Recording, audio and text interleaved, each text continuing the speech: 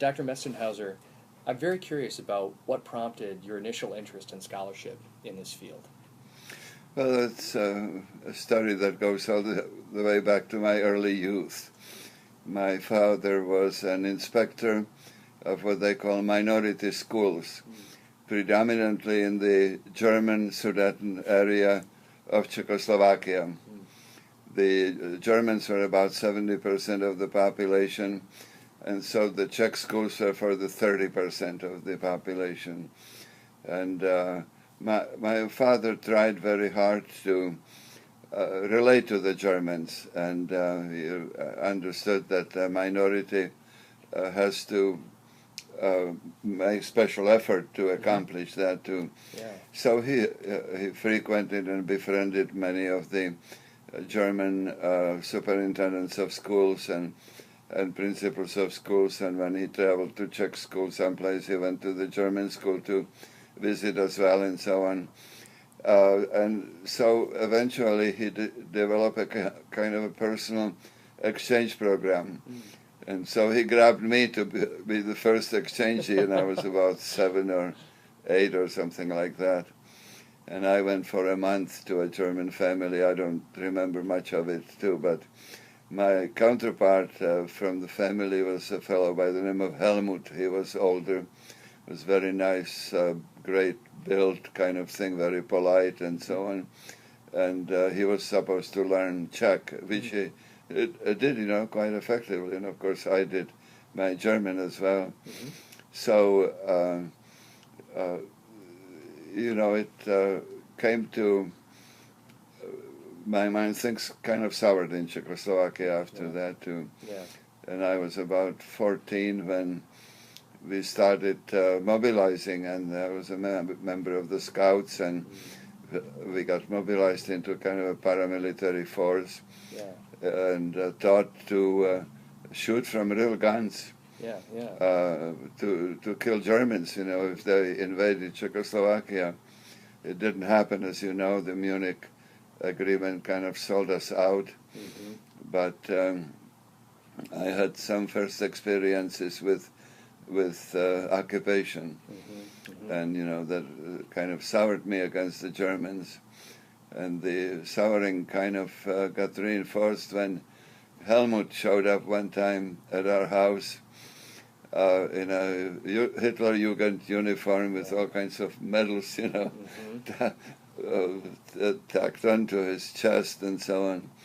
And he came to thank, my mother was the only one at home, and so he came to thank us for the good times that we have given him.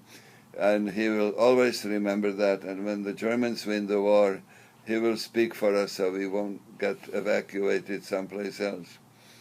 And so, that shook us up. Yeah. How a fellow like this, he was about 17 or 18 by that time, how he could have been so ideologized by the Nazi ideology. And about a month later, his father showed up. He made a special trip to come and apologize for Helmut, what he has done. He says they lost control over him completely. He does not understand this nature of this indoctrination and so on. And he is very sorry about that. And he never agrees with the thinks that the Czechs would get evacuated or anything, and he wants to keep good relationships forever. Yeah. So you had a juxtaposition of two almost extremes, of that, and that left a deep impression on me. Right.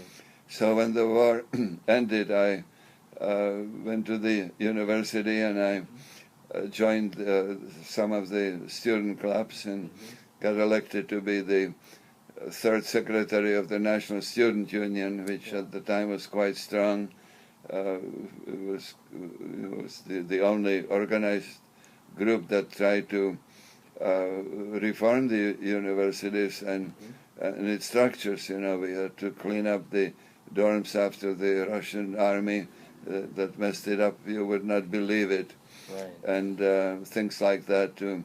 But I was also assigned to a foreign department. In 1947, then they sent me to France, to Paris, to participate in what some of the other student unions tried to do, kind of the Student Olympics. Right. Didn't get anywhere beyond that, but the Czechs won the Olympics. So I was very popular at that point, and traveled through France, and I ended up in Lyon to negotiate an exchange program with the law school of the University of Lyon, which never materialized because the communists took over in '48, then in February. Right. But I used this experience when I came to a small school in Cheney, Washington. They had a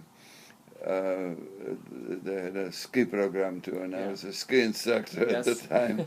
Skiing was a brand new sport, and nobody quite knew what to do with these tall things you put on your feet and so on. So I renewed my interest, but even before I came to this country, we tried to reorganize students in refugee camps. So I was the general secretary of the Czechoslovak National Student Association in exile, and we joined in with many of the associations in Europe, recruited scholarships for students and so on. So when I came to Minnesota, then after Cheney, there was a job vacancy in the foreign student office, it was called. And I applied, and there was a big competition at the time. And I didn't think I was going to get it because I didn't speak English still very well, and I didn't have any knowledge of university structures. It was only 1 year and so on. But Forrest Moore did give me the job.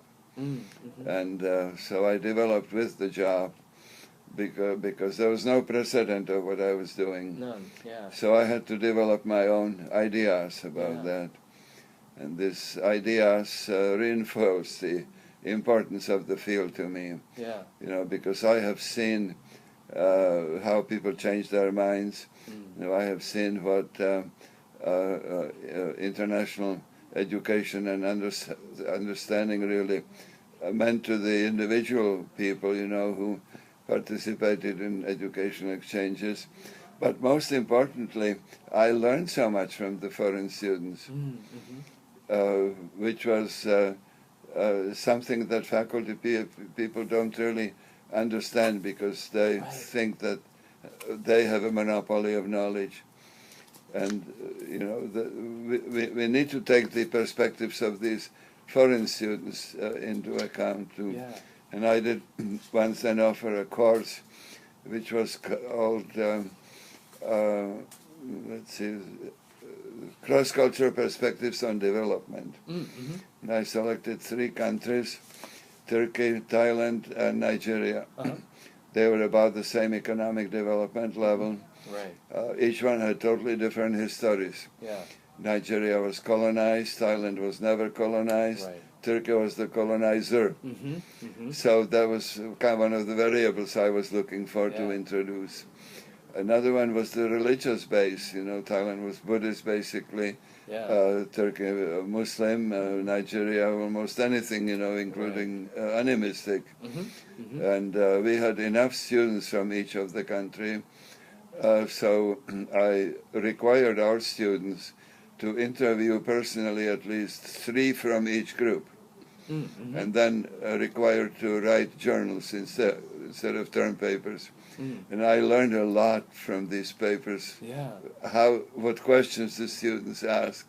I didn't instruct them on it. I should have probably. But the fact that they were open-ended was amazing too. Unfortunately, that course was not approved permanently because 2 or 3 faculty members on the committee that was to approve it, I had to appear before them. You know, I mentioned, you know, that there were substantial shifts of thinking, you know, that developed, not only knowledge about economics and politics and culture and so on, religions, but one of the faculty persons, but Professor Mestenhauser, the main function of the university is convey facts and not opinions. So they turned me down for that course. Wow. But I have used some of the experiences throughout, and I did use them when I was in the college. Used them in Japan as well. And that was an incredible experience because I had done some lecturing before at the Waseda University. And so when I was coming up for sabbatical, I wrote to them and said if they would be willing to have me teach something, and if they do, whether cross-cultural communication and relations would be acceptable to them, and that I could bring my own experiences to bear to it. And they were quite enthusiastic about that course, although didn't have anybody else to follow up with that course. But they did have a group of American students from the elite schools, Brown and Carleton and Harvard and places like that, attending, and they had their own faculty advisor who had absolutely no understanding of what was happening. It was just floating around and going to Japanese restaurants to taste the food and so on. And so I really had a laboratory before me, which is why I think that this whole field is a kind of one giant laboratory of every variable that you can imagine. Religion, sex, gender, everything, is involved in it too. I walked into the classroom, there were 60 people exactly, 28 from each group. So there will be, 56, I guess. Japanese were on one side, Americans were on the other side too. So I asked them to please get up and start mixing. And when I thought that they were mixed enough, I said, okay, would you start communicating with each other, but in such a way that each Japanese would speak to one American.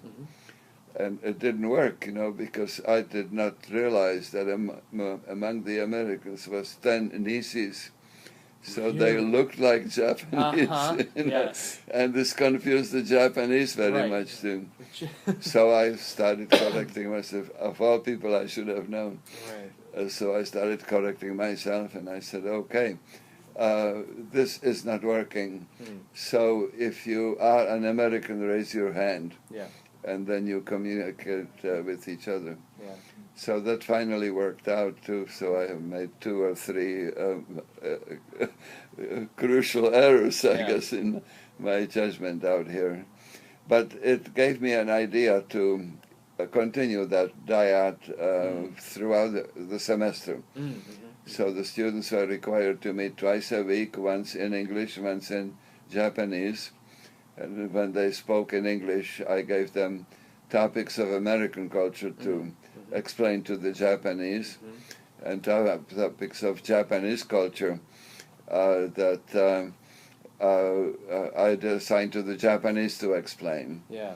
And just to give you an example of that, the first assignment was to talk about individualism from the American side, and from the Japanese side, I don't know if you know the term omota and ura. Omota and ura is a translation of that is in front and in the back. So everything has something in the front and something in the back too. It's a cultural anthropologists define that as one of the 7 features of Japanese culture. So when I got the journals, I discovered that the Japanese students understood the American culture to mean selfishness, and that they quoted the American students as explaining it so well to them, which they had thought of all along. Interesting. And so when the American students were explaining Omota and Ura, they said the same kind of thing. They always knew something like that, existed in the Japanese culture, but they didn't know there was a name for it. Now they know, and it means two-facedness, that you never know what they say, that they say what they don't mean, and so on. Yes. So that's what Omata and Ura was. It gave me an opportunity to debrief that, Right. in the classroom. And what was important is that the Omata and Ura is not an analytical concept. It's not one in front and one in the back. It's both. Yeah. Because every front has a back. Yes. Yeah. And and I try to explain that in terms of behavior instead of friendship, for example, and things like that too. Right. So I think that those were all the kinds of things that reinforced my views about the importance of the field. And each time I traveled someplace, and I actually worked in 28 different countries, I accumulated a long list of these kinds of stories that I used in my teaching. Yeah, yeah. Because the storytelling is an accepted social science explanation nowadays. Absolutely. And they convey ideas that maybe other methods might not convey. You just don't talk about Omota and Ura as a sort of subject matter from anthropology. Yeah. You have an example of what's happening. In some ways that models both that the very personal element as you teach them, but also then how it illustrates that very personal component of knowledge too in internationalization. Well, thank you very much, Dr. Mestenhauser. Okay, thank you too.